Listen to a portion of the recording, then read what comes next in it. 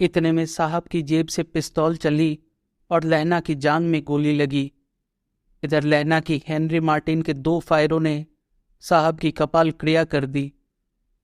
धड़ाका सुनकर सब दौड़ आए। बोधा चिल्लाया, क्या है? लैना सिंह ने उसे तो यह कहकर सुला दिया कि एक हड़का कुत्ता आया था, मार दिया, और औरों से सब हाल कह दिया। लेकर सब तैयार हो गए। लैना ने साफा फाड़कर घाव के दोनों तरफ पट्टियां कसकर बांधी। घाव मांस में ही था। पट्टियों के कसने से लहू बंद हो गया। इतने में 70 जर्मन चिल्लाकर खाई में घुस पड़े। सिखों की बंदूकों की बाढ़ ने पहले दावे को रोका, दूसरे को रोका, और यहाँ थे 8। लैना सिंह तक तक कर मार रहा था। वह खड़ा था और बाकी लेटे हुए थे, और जर्मन थे 70। अपने मुर्दा भाइयों के शरीर पर चढ़कर जर्मन आगे घुसे आते थे। थोड़े मिनटों में वे जीतने ही वाले थे कि अचानक आवाज आई, वाहे गुरु जी की फतह, वाहे गुरु दी का खालसा, और धड़ाधड़ बंदूकों के फायर जर्मनों की पीठ पर पड़ने लगे। ऐन मौके पर जर्मन 2 चक्कों के पाटों के बीच में आ गए। पीछे से सूबेदार हजारा सिंह के जवान आग बरसाते थे और सामने से लैना सिंह के साथियों के संगीन चल रहे थे। पास आने पर पीछे वालों ने भी संगीने पिरोना शुरू कर दिया। एक किलकारी और अकाल सिखां दी फौज आई, वाहे गुरु जी दी फतह, वाहे गुरु जी दी खालसा, सत्य श्री अकाल। इस किलकारी के साथ लड़ाई खत्म हो गई। 63 जर्मन या तो खेत रहे या करा रहे थे। सिखों में भी 15 के प्राण गए। सूबेदार के दाहिने कंधे में से गोली आर पार निकल गई। लैना सिंह की पसली में एक गोली लगी। उसने घाव को खंदक की गीली मिट्टी से पूर लिया और बाकी का साफा कसकर कमर बंद की तरह लपेट लिया। किसी को खबर नहीं हुई कि लैना सिंह को दूसरा घाव, भारी घाव लगा है। लड़ाई के बाद सूबेदार ने लैना सिंह से सारा हाल सुना और कागजात पाकर उसकी तुरंत बुद्धि को सराह रहे थे और कह रहे थे, तू ना होता तो आज सब मारे जाते। इस लड़ाई की आवाज 3 मील दाहिनी ओर की खाई वालों ने सुन ली थी। उन्होंने पीछे टेलीफोन कर दिया था। वहां से झटपट 2 डॉक्टर और 2 बीमार ढोने की गाड़ियां चली, जो कोई 1.5 घंटे के अंदर अंदर आ पहुंची। फील्ड अस्पताल नजदीक था। सुबह होते होते वहां पहुंच जाएंगे। इसीलिए मामूली पट्टी बांधकर एक गाड़ी में घायल लिटाए गए और दूसरी में लाशें रखी गई। मगर गाड़ियों में सभी घायलों के लिहाज से पर्याप्त जगह न थी। लैना सिंह ने स्थिति को तुरंत भांप लिया और मन में कुछ निश्चय किया। सूबेदार ने लैना सिंह की जांघ में पट्टी बंधवानी चाहिए, पर उसने यह कहकर टाल दिया कि थोड़ा घाव है, सवेरे देखा जाएगा। वो उसे अपनी जगह अस्पताल भेजना चाह रहे थे। उसको छोड़कर सूबेदार जाते नहीं थे। यह देख लैना ने कहा, तुम्हें बोधा की कसम है और सूबेदारनी जी की सौगंध, जो इस गाड़ी में आप ना चले जाओ। और तुम मेरे लिए वहां पहुंचकर गाड़ी भेज देना, और जर्मन मुर्दों के लिए भी तो गाड़ियां आती होंगी। मेरा हाल बुरा नहीं है, देखते नहीं मैं खड़ा हूं। वजीरा सिंह भी तो मेरे पास ही है। अच्छा, पर बोधा गाड़ी पर लेट गया है, भला आप भी चढ़ जाओ।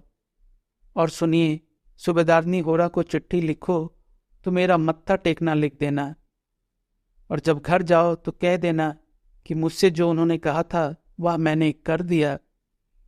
गाड़ियां चल पड़ी थी।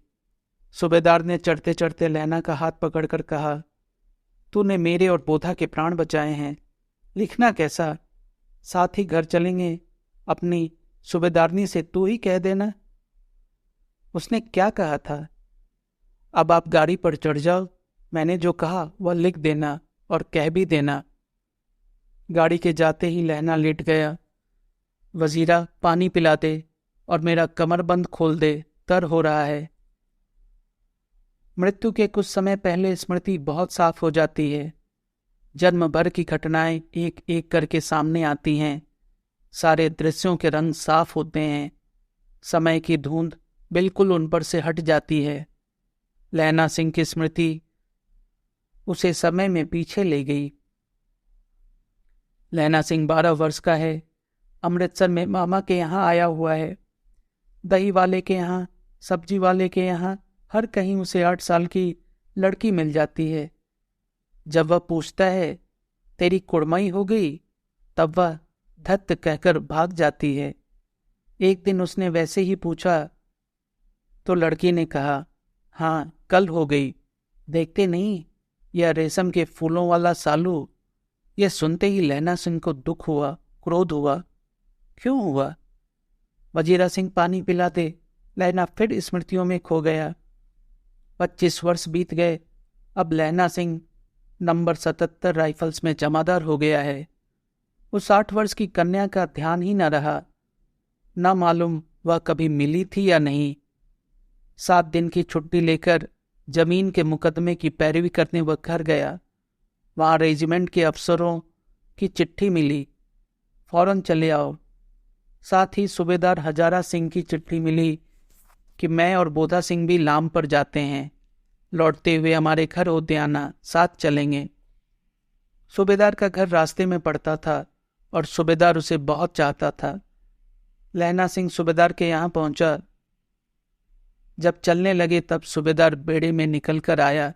बोला, लैना सिंह, सूबेदारनी तुमको जानती है, बुलाती है, जा मिल ला। लैना सिंह भीतर पहुंचा। सूबेदारनी मुझे जानती है? कब से? रेजिमेंट के क्वार्टरों में तो कभी सूबेदार के घर के लोग रहे नहीं। दरवाजे पर जाकर मत्था टेकना कहा। आशीष सुनी। मुझे पहचाना?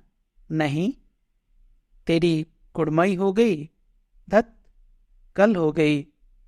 देखते नहीं, रेशमी बूटों वाला सालू अमृतसर में।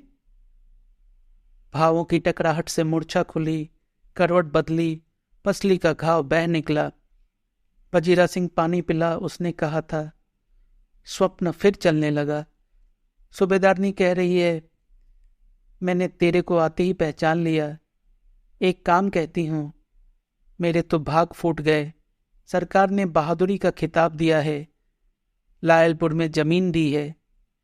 आज नमक हलाली का मौका आया है, पर सरकार ने हम तीमियों की एक घगरिया पलटन क्यों न बना दी, जो मैं भी सूबेदार जी के साथ चली जाती। एक बेटा है, फौज में भर्ती हुए उसे 1 ही वर्ष हुआ। उसके पीछे 4 और हुए, पर एक भी नहीं जिया। सूबेदारनी रोने लगी। अब दोनों जाते हैं। मेरे भाग। तुम्हें याद है, एक दिन टांगे वाले का घोड़ा दही वाले की दुकान के पास बिगड़ गया था। तुमने उस दिन मेरे प्राण बचाए थे। आप घोड़ों की लातों पर चले गए थे और मुझे उठाकर दुकान के तख्त के पास खड़ा कर दिया था। ऐसे ही इन दोनों को बचाना, यह मेरी भिक्षा है। तुम्हारे आगे मैं आंचल पसारती हूँ। रोती रोती सूबेदारनी ओबरी में चली गई। लैना सिंह भी आंसू पोंछता हुआ बाहर आया। वजीरा सिंह पानी पिला। उसने कहा, लैना का सिर अपनी गोदी में रखे वजीरा सिंह बैठा है। जब मांगता है तब पानी पिला देता है। आधे घंटे तक लैना फिर चुप रहा। फिर बोला, कौन? कीरत सिंह? वजीरा ने कुछ समझकर कहा, हाँ। भैया, मुझे और ऊंचा कर ले, अपने पट पर मेरा सिर रख ले। वजीरा ने वैसे ही किया। हाँ, अब ठीक है, पानी पिलाते बस। अब के हाड़ में यह आम खूब फलेगा। चाचा भतीजा दोनों यहीं बैठकर आम खाना। जितना बड़ा तेरा भतीजा है, उतना ही बड़ा यह आम। जिस महीने उसका जन्म हुआ था, उसी महीने मैंने इसे लगाया था। वजीरा सिंह के आंसू टप टप टपक रहे थे। कुछ दिन पीछे लोगों ने अखबार में पढ़ा, फ्रांस और बेल्जियम 67वीं सूची, मैदान में घावों से मरा नंबर 77 सिख राइफल्स, जमादार लहना।